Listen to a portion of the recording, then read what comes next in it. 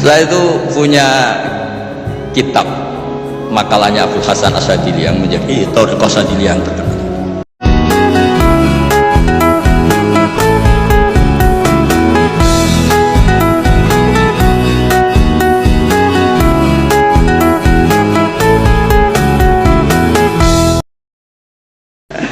Saya itu punya kitab makalahnya Abdul Hasan Asyadili yang menjadi Thariqah Asyadili yang terkenal. La tansur ilmaka liyusaddiqakan nas walakin insur ilmaka liyusaddiqaka Allah. Kamu jangan pernah menyebarkan ilmu supaya diapresiasi manusia, tapi sebarkan ilmu supaya diapresiasi Allah Subhanahu wa ta'ala. Makanya saya tetap, meskipun kata orang banyak saya ini kiai terkenal, saya itu merasa ibadah saya itu ikrar, mengakui fungsi-fungsi kiai yang di kampung-kampung. Mereka itu, saya pernah punya teman itu nyuwun sewu, gobloknya itu gak ketulungan. Dia itu kerja di tengah hutan, saya tidak tahu ilegal logging apa enggak, tapi kerjaan di tengah hutan. Dulu gak ada HP, saya disuratin, Gus gimana Jumatan di tengah hutan. Saya bilang, kamu kan pernah ngaji, kalau nggak kampung nggak apa, ada usah Jumatan, duhur saja. Masalahnya komunitas saya bilang, wong Jumat-Jumat kok duhur, jadi mintanya Jumatan. Aduh. Pakai surat, karena dulu nggak ada telepon, nggak ada. Saya bilang, ya nggak apa-apa Jumatan. Dia masih punya sisa-sisa ilmu. Katanya kalau nggak 40, nggak kampung, nggak wajib Jumatan. Kamu tadi minta Jumatan, sekarang nggak mau Jumatan, ini gimana ini? Wes Gus, saya ini kan terkenal bodoh, jadi itu kewajiban orang alim mikir itu, nggak kewajiban orang bodoh mikir itu. Karena dia korban teori bodoh itu penting, kata dia. Nanti kalau ditanya mungkar nakir itu salah, orang bodoh kok ditanya, katanya. Jadi memang agak direncanakan itu. Jadi ya bodoh pinter akhirnya dia. Setiap tanya saya, masa kamu udah bisa sendiri? Gunanya orang bodoh ya gini Gus, tinggal tanya, katanya. Makanya yang hadir di sini juga penting itu.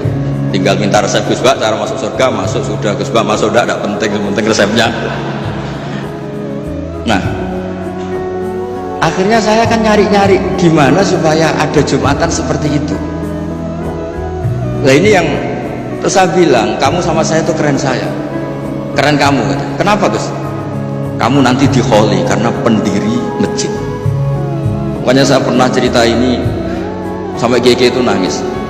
Orang tuh kalau kiai kampung itu pendiri masjid kadang dikholi. Kalau sudah kiai top itu bisa aja disangoni pakai uang kotak masjid, kata saya itu. Ini bukan nyindir, bukan, supaya orang tuh ngerti lah. Jadi memang dulu Nabi itu penghormatannya sama orang yang melakukan fardu ain itu luar biasa. Uwais Al-Qarni itu tetangganya sudah dosowan Nabi. Uwais Al-Qarni itu belum, karena ibunya itu egoisnya minta ampun, nggak mau ditinggal, kemana-mana minta digendong. Tapi Nabi malah ngendikan khairul qurun Uwais Al-Qarni, orang terbaik tabi'in itu Uwais Al-Qarni. Umar kalau kamu ketemu minta, karena dia fanatik mengelola fardu apa? Ain.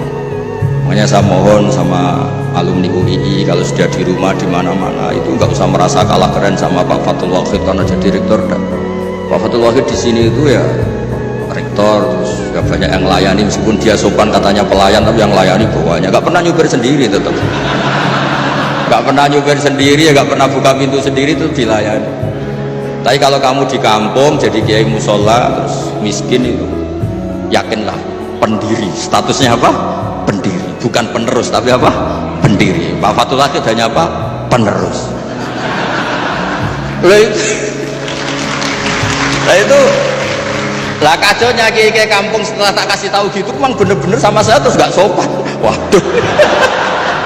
Ya tapi saya ikhlas lah atas nama ilmu. Bener-bener gak sopan. Waduh ini ya. Sopannya tuh pendak kalau dia iskal hukum karena sinaune serius, saya tanya, Gus ini hukumnya gimana? Akhirnya sopan lagi. Dia gak bisa, ilmunya gak cukup untuk menjawab. Ya tapi apapun itu yang namanya ngaji itu pengakuan ikrar. Jadi penting.